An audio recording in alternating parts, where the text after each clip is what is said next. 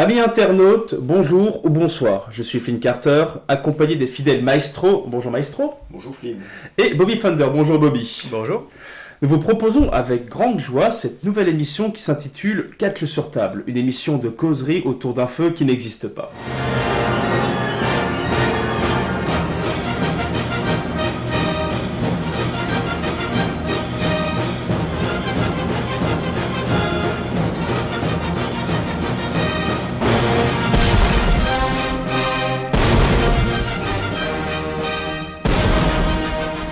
Pour ce premier épisode, nous tenions à nous mettre à table et savourer avec vous évidemment un premier plat de résistance. Et quelle meilleure utilisation du mot résistance pour parler du statut de la NXT au sein de la WWE. Ce premier épisode s'intitule donc NXT, le cancer de la WWE. Ici l'intitulé peut trouver une résonance péjorative, voire agressive à certaines oreilles. C'est pourtant bien le mot cancer qui me vient à l'esprit lorsque l'on parle de cette fédération interne. Pourquoi cancer ? Le cancer est le résultat de cellules fonctionnant bien. Leur trop bon fonctionnement enraye la machine qu'est l'organisme pour la détraquer à petit feu. Tout d'abord, et je vais laisser la parole à mes deux compagnons de voyage, nous allons parler ensemble de ce trop bon fonctionnement de la NXT au sein d'une WWE jugée souvent décevante, mais pas seulement sur le ring. Je vous propose donc d'échanger dans un premier temps sur notre rapport à ce roster, messieurs. Donc moi le roster ne peut que m'enthousiasmer parce que je suis un ardent suiveur de toutes ces fédérations indépendantes. Moi mon ressenti c'est que le show qu'ils mettent en place est d'excellente qualité, qu'il y a d'anciennes stars de Raw, type The Brian Kendrick, type Rhino, type même à un moment Cesaro qui a eu des matchs, Claudio Castagnoli qui a eu des matchs héroïques avec Sami Zayn alias Eddie Generico. L'impression que j'ai aussi par rapport à ce roster, c'est qu'on est dans un endroit où le centre du spectacle n'est non pas l'entertainment comme on peut avoir à Raw, un espace médiatique dédié à la publicité, donc à des revenus potentiels, mais le centre de ce spectacle-là, encore une fois, c'est le catch. Alors, moi j'aimerais revenir sur l'évolution même de NXT. Je suis ravi qu'on en est venu à ce produit actuel. Parce qu'avant NXT, c'était une compétition sur plusieurs semaines, où on avait un jeune, donc un rookie, qui était toujours mis en binôme avec un catcheur actuel de la WWE, une superstar. Et c'était drôle de voir Daniel Bryan, enfin ancien Bryan Danielson, vu à la télévision avec le terme de rookie. Et donc, c'est devenu un territoire de développement avec son show de développement qui a désormais sa propre légitimité. Et il y a eu la création du Performance Center. Mais là, justement, tu as fait la transition parfaite. C'est justement le Performance Center, qui est peut-être l'un des deux investissements majeurs de la WWE de ces dernières années, à savoir le Network, WWE Network, qui est la chaîne exclusive à la WWE où ils diffusent toute leur gamme de produits télévisuels, et le Performance Center qui est leur deuxième grand investissement, qui est un peu leur repère avec leur bureau, leur centre d'entraînement. Les deux ont été lancés en 2014. Oui, il me semble, ces deux idées. Le Network a été lancé beaucoup plus tôt, mais a mis beaucoup de temps à se lancer pour des raisons financières, pour des raisons techniques. D'ailleurs, le début du Network est absolument laborieux. Ouais. Ils n'étaient pas prêts, mais bon. Et ils annoncent, et dans le même temps, les deux arrivent en même temps, et du coup, c'est marrant de se dire que pour compléter le center, ils ont complètement rebooté NXT. Ils se sont dit, puisque ça prend pas version télé-réalité, on va en faire une sorte de troisième branche, de troisième roster, même si ça n'a pas été annoncé comme ça, pour montrer notre génération future, le catalogue qu'on a de catcheurs qu'on ne vous montre pas, on en fait une émission spéciale, et ça donnait la nouvelle NXT qui maintenant a 2-3 ans, si je ne me trompe pas, mon cher Maestro. Les opérations de développement sous le nom de LCW, c'est devenu un territoire de développement comme je croyais. Justement, on va y venir, c'est par rapport au contenu, c'est le contenu du territoire de développement, avec énormément de catcheurs qui viennent de la scène japonaise, Finn Balor alias Prince David, Kenta Kobayashi, devrais-je dire plutôt, alias Hideo Itami. Mais tu parlais de roster, et c'est intéressant de savoir que ce roster à la NXT était impensable il y a quelques années au sein de la WWE. Impensable. Avoir Kevin Steen, El Generico... c'est des gabarits totalement différents des standards de WWE. C'est même des attitudes. C'est pour ça que beaucoup parlent de la hipsterisation du produit WWE. Mais ce qui est drôle, comme Maestro l'a bien dit, c'est que des anciens WWE reviennent à NXT pour pouvoir... Je veux dire, Rhino est champion du monde, champion des États-Unis, champion du monde de CW, c'est pas de la petite merde quoi. Et non, et il est toujours en très bonne forme. Quant à Brian Kendrick, il tourne un peu partout en Europe, en Amérique. Il est booké partout. Brian Kendrick, il était entraîneur un moment pour la Ring of Il est Honor. Oui. C'était un entraîneur. Il y a un truc que d'abord j'aimerais parler avant de parler du roster, c'est qui à la tête du roster, à savoir William Triple Regal. H. Ah aussi William Regal. Et je Triple parle H, de William Triple H. Regal, Lord Tensai. Ouais. La Depuis Trinité sacrée. que Voilà. Bill Demotte a été écarté, Moi, je vous dis tout de suite, je préfère encore avoir Lord Tensai parce qu'il a quand même l'habitude, il a été éducateur auprès de jeunes. Donc c'est quelqu'un de réputé comme pédagogue, il a une expérience du catch international. Donc peut-être est-il le plus à même aussi de faire passer des gens du format NJPW vers le format WWE qui Oui. était dans les deux. Puisqu'il est resté plusieurs années c'était à New Japan. et c'est intéressant. Après, on parle des points forts de NXT, il n'en manque pas. C'est par rapport à Triple H. C'est Triple H est à la tête de NXT parce que McMahon, et c'est de notoriété publique, c'est pas qu'il ne s'intéresse pas, mais il ne regarde pas NXT. Il a laissé une carte blanche totale donc à son gendre, Triple H. Et la première fois qu'il a regardé NXT, c'était le 3 avril dernier. C'était il y a peu de 3 temps. avril oui. 2015. C'était il y a très peu de temps. Bah oui, le 3 avril dernier, donc c'était il y a très peu de temps.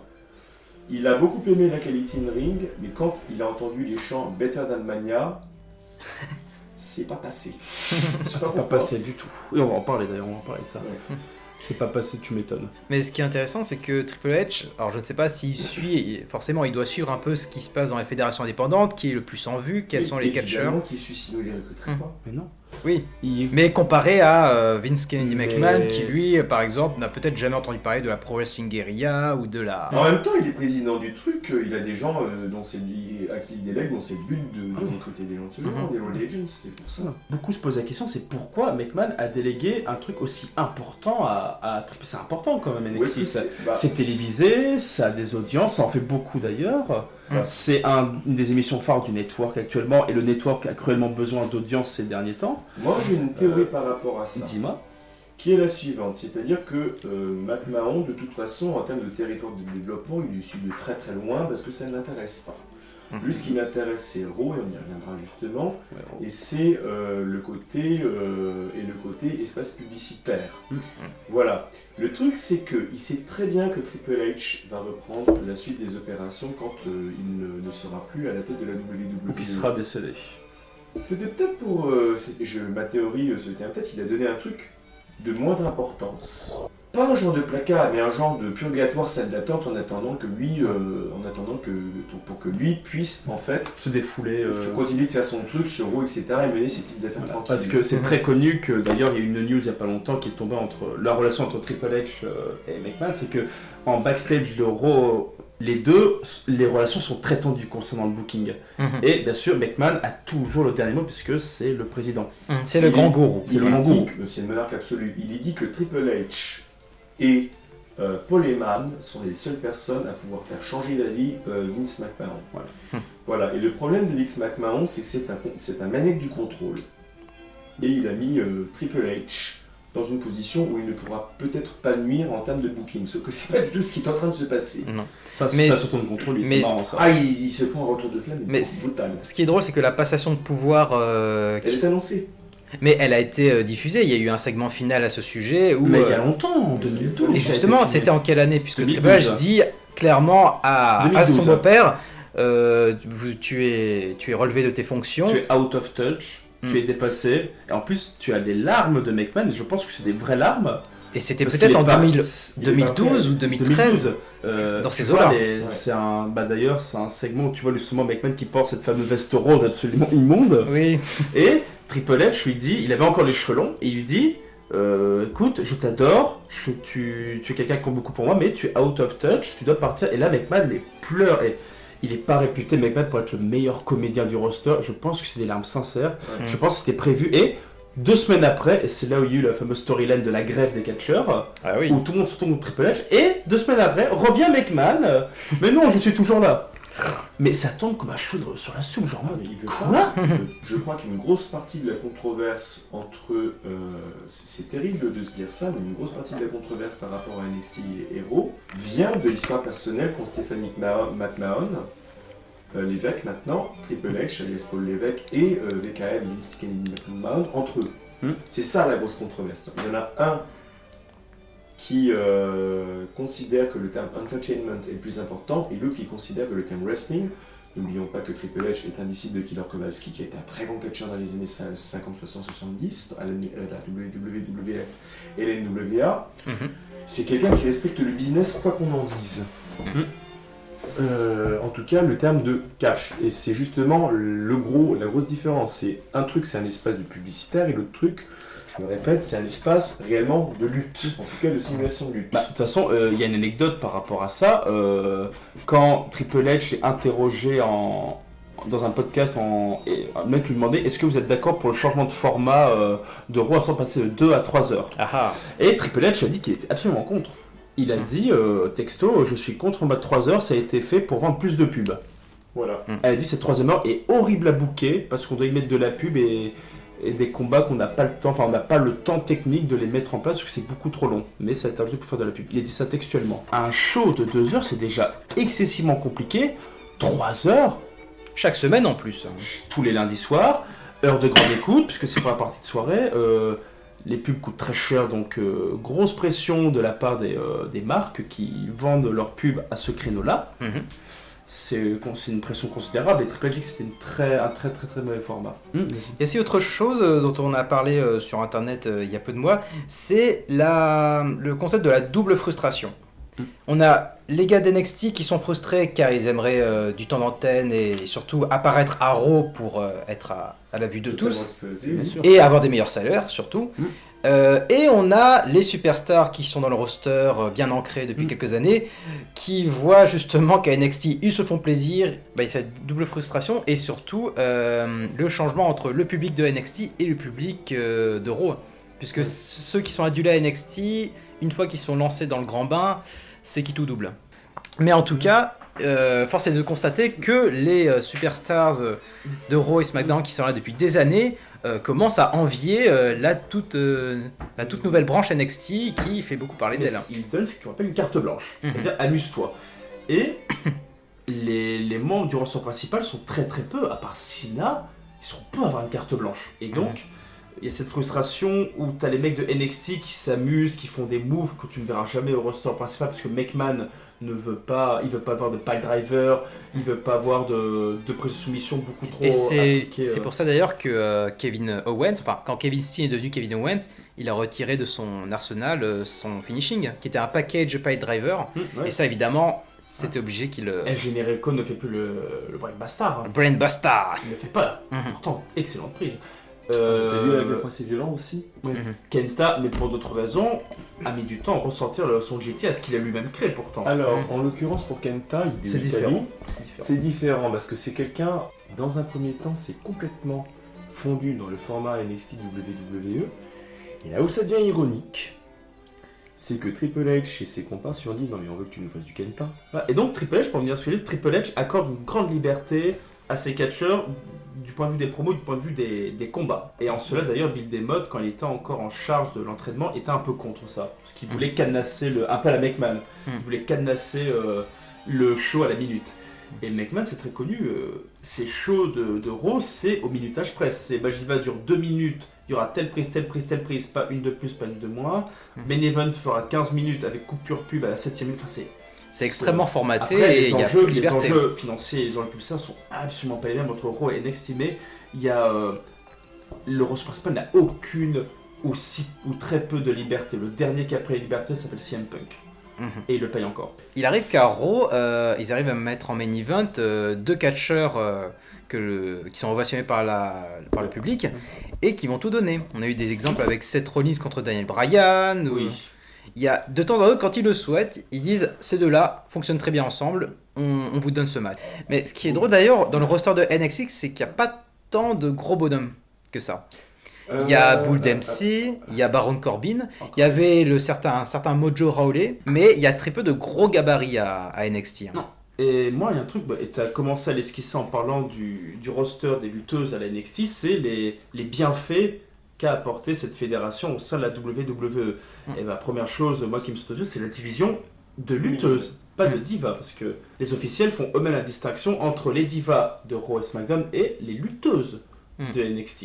Les lutteuses de NXT sont parmi les lutteuses les plus douées dans le monde. Je pense que la division féminine de NXT est réputée pour ça. Sarah Del Rey entraîne les filles. Bah, à titre de comparaison, quand tu vois le roster féminin de la TNA, où des fois c'est élaboré comme... Des fois, très rarement, ça peut être très bon. Pour ce qui est de la Shine et de la Shimmer, ça je ne peux pas dire puisque je n'ai pas jeté un coup d'œil. Excellent. Mais c'est excellent, de réputation.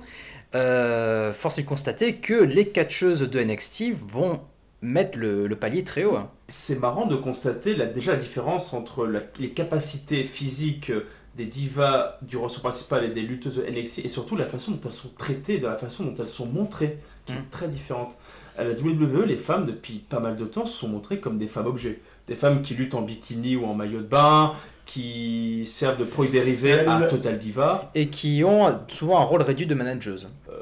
Pour ceux qui ont des doutes sur ce qu'on dit, écoutez les promos scriptés des divas, parce que les promos sont scriptés par des scénaristes, qu'elles récitent au mot près, sont des actrices. Écoutez ce qu'elles disent. Pour continuer sur les bienfaits de NXT, on peut parler notamment de la qualité des matchs. Une des raisons pour lesquelles le contenu in-ring, comme tu disais très bien, est excellent, c'est qu'ils se connaissent par cœur déjà de la scène indépendante souvent. Et aussi, et on va revenir là-dessus, pourquoi des résultats aussi satisfaisants dans un laps de temps si court, parce que c'est une fédération qui a que 2-3 ans, c'est très jeune et les résultats sont déjà exceptionnels. En même temps, tu avais déjà des gens qui étaient conditionnés de la FCW et ça auparavant. s'appuie déjà sur un héritage certain. Et il faut dire qu'à l'ère d'Internet, tout va extrêmement vite. Voilà, et c'est surtout qu'ils ont des conditions, on en parle des conditions de travail qui sont... Ils ont le Performance Center à portée de main, ce qui n'est pas rien. Performance Center, c'est l'une des plus grandes salles d'entraînement qui existent au monde. 6 ou 7 rings, rien que dans la salle principale, c'est énorme. Ils ont des cours de psychologie avec Scott Hall. Et je pense que quand tu as un cours de psychologie avec Scott Hall, c'est parmi les pas nul. On a... Ah, tu m'as tué qui ? Il y a du lourd. Il y a Billy Gunn.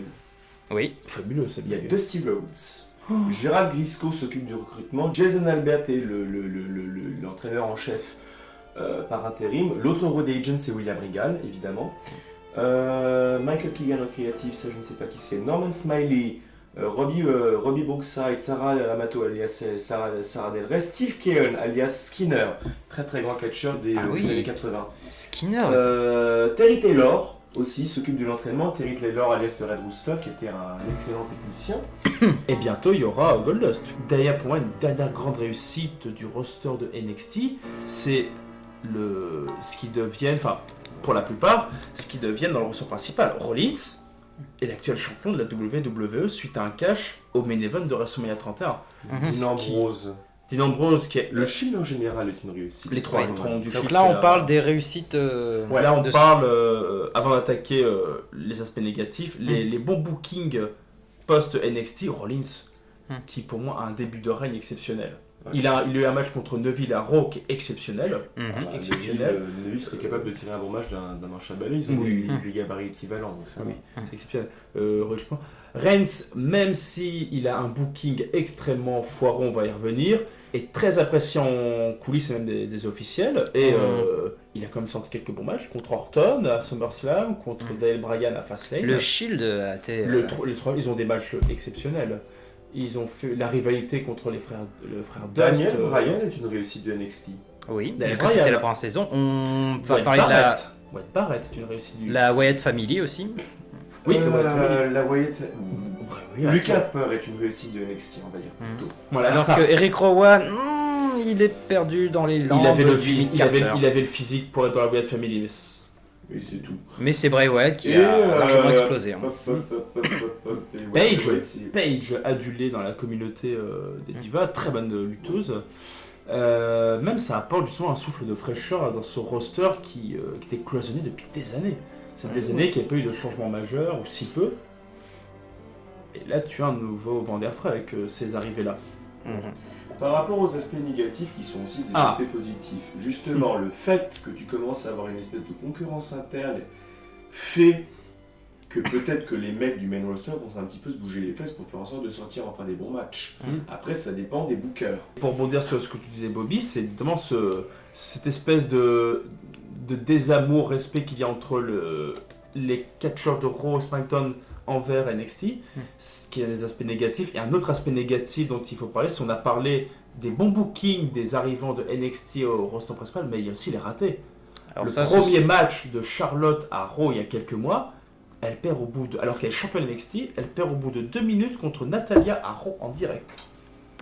Et McMahon dit « Oh, mais de toute façon, les fans vont oublier, c'est pas grave. » À l'ère de l'Internet, personne n'a oublié. À l'ère d'Internet, de Twitter, de Facebook, de tout ce que tu veux, non. Et surtout pas à Raw en direct, on n'oublie pas. Le booking de Biggie, il est foireux. Alors le problème de Biggie Langston et de Bray Wyatt, qui sont les deux accidents pas géniaux en fait du truc, c'est déjà qu'ils n'ont pas été ultra bien bookés. Et c'est-à-dire que Biggie Langston, c'est un peu Ahmed Johnson, mais sans le côté hargneux qu'avait Ahmed Johnson à l'époque en 95-96. Et Bray Wyatt, c'est pas l'Undertaker. Le problème, c'est que ces deux personnes-là ont fait l'essentiel de leur classe, non pas dans le circuit indépendant, mais à la FCW, puis à NXT.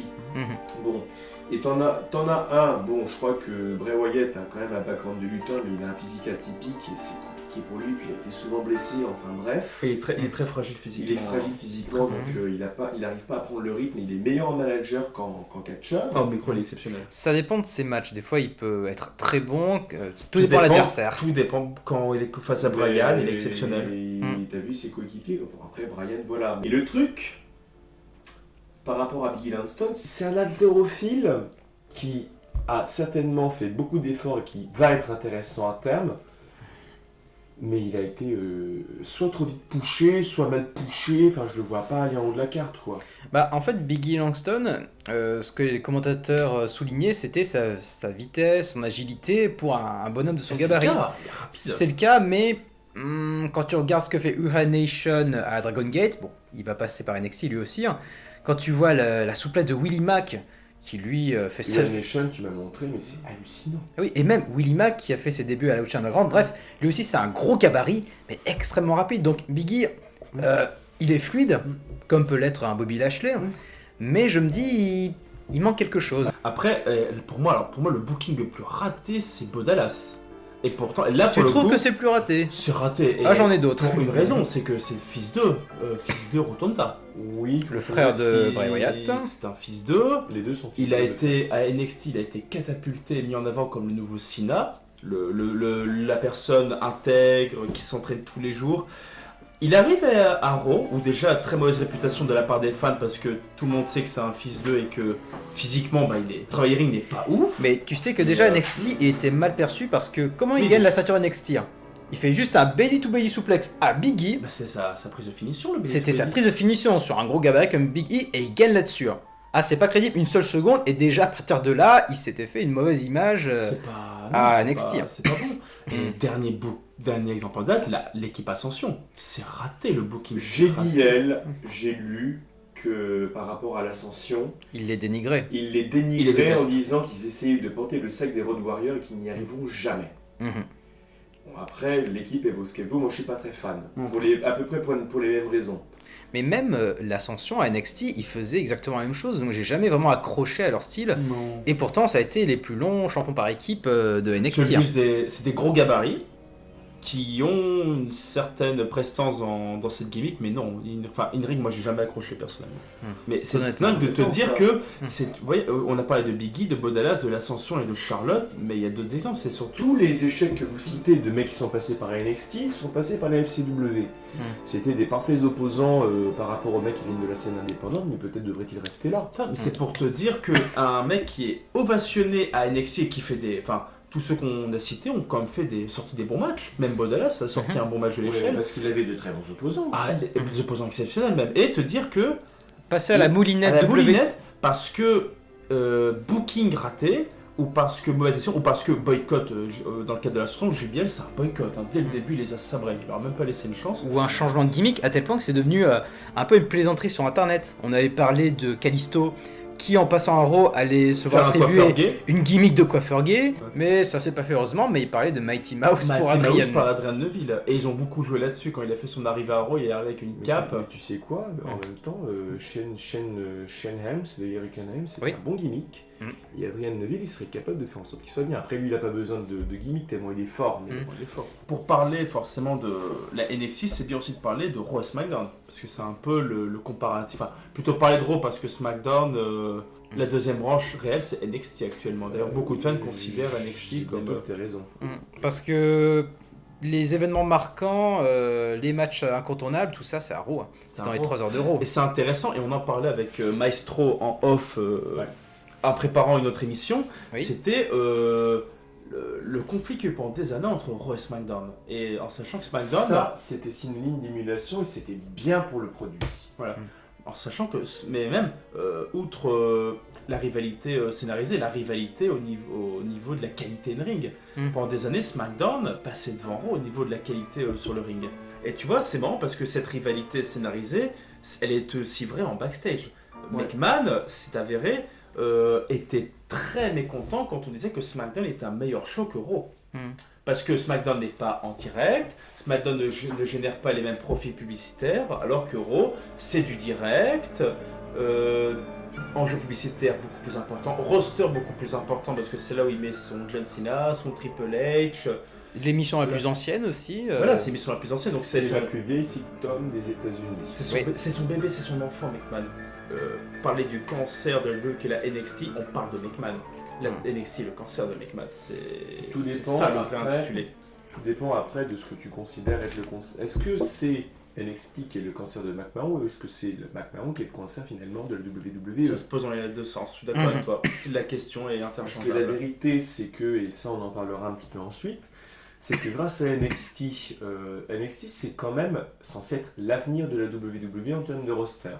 Chose que McMahon est en train de sabrer au fur et à mesure.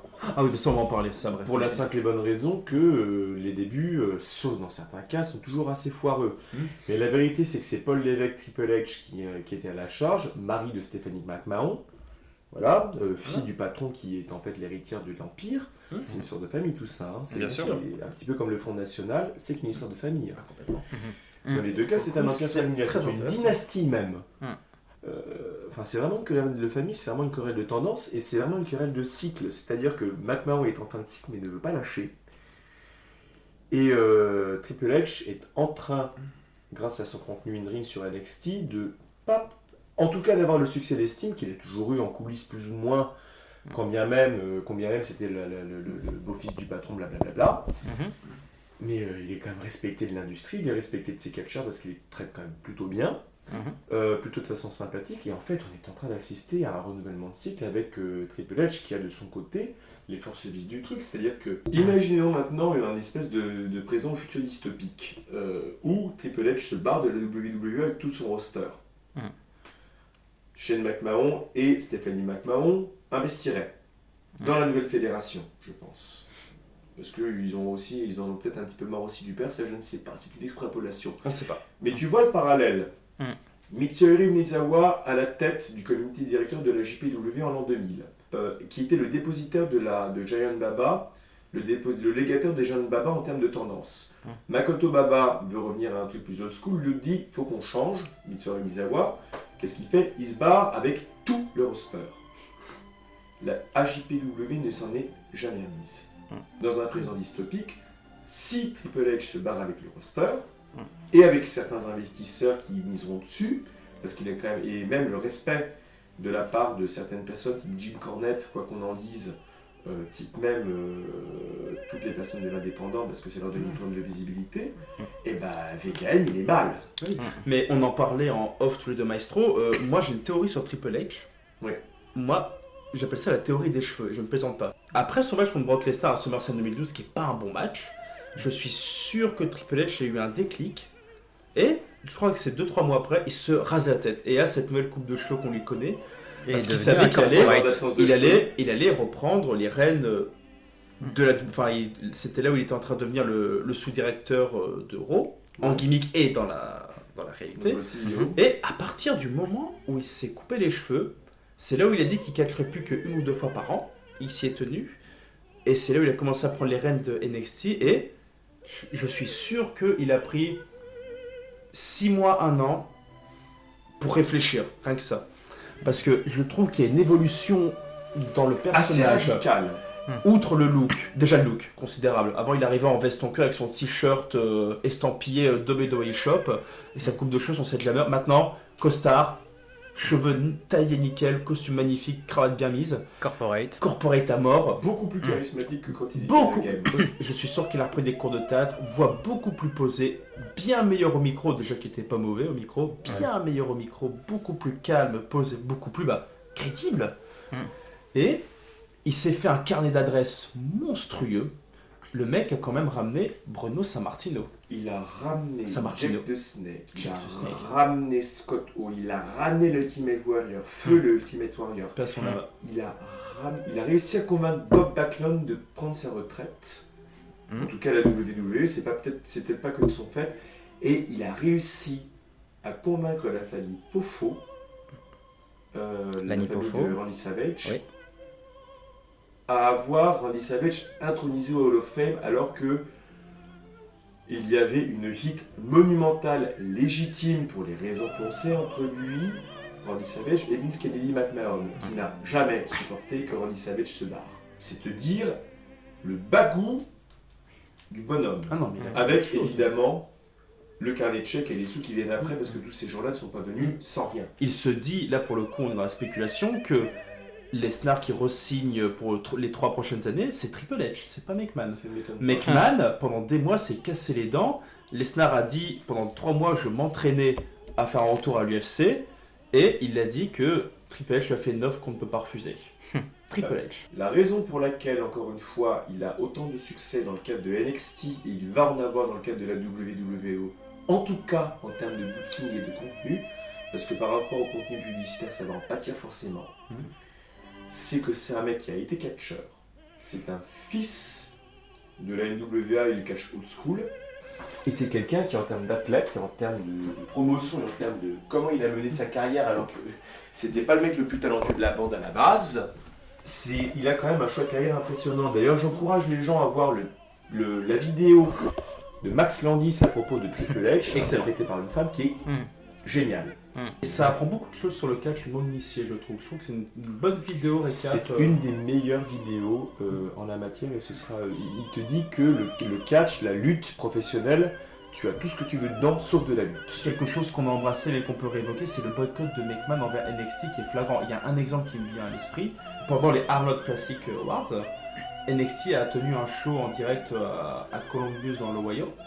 Et il y a eu ce que les fans appellent le match de l'année 2015, c'est Cesaro contre Neville. Match exceptionnel. Où ils utilisent, il y a en fait l'arène de telle sorte qu'elle a été entourée par des remparts métalliques pour séparer le public du ring, et il paraît que c'était exceptionnel, que c'était digne de la Ring of Honor, que c'était complètement fou. J'ai vu l'épisode de NXT en question qui a été diffusé peu après WrestleMania. Ce match a été coupé au montage. Aucune trace. Oh là Aucune là. trace, j'ai regardé partout sur internet, les fans qui l'ont filmé, la vidéo a été retirée pour des problèmes de droit à l'image via la WWE évidemment. Et c'est marrant, et de rebondir sur ce qu'on avait dit, les chants Better Van Mania après le NXT Mania. après WrestleMania, c'est que Et ta McMahon... fan mania, Zeggy. Voilà, c'est que McMahon sait pertinemment ce qui se joue actuellement à NXT, il le sait, que ça pousse derrière, que Triple H pousse derrière, il le sait. Et je pense que, justement, tu parlais de la double question, est-ce que NXT est le cancer de la WWE ou est-ce que McMahon est le cancer de NXT? Je pense que NXT est le cancer de McMahon.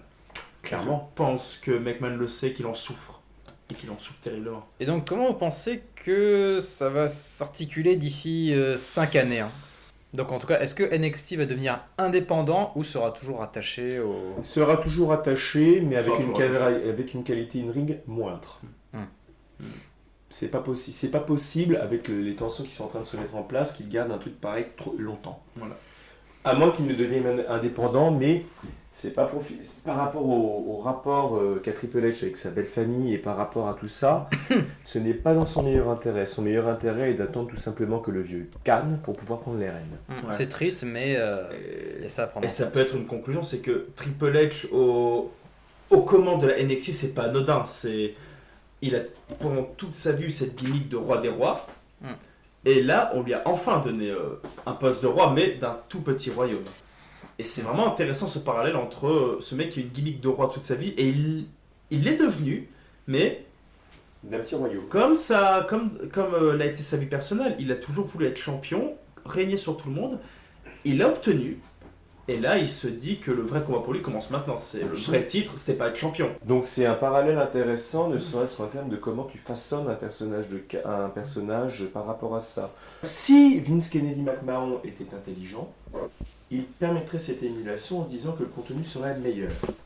Or, il ne l'est pas. Parce qu'on a affaire encore une fois à un maniaque du contrôle pour qui le contenu in-ring est équivalent à sa personnalité, à savoir sous contrôle. Moi, je pense que si Triple H devient le roi du bazar, il acceptera une concurrence entre les différents brands et quitte à éventuellement perdre son trône, ce qu'il fera avec une certaine grâce, je pense. Il m'est devenu beaucoup plus sympathique depuis ces derniers temps.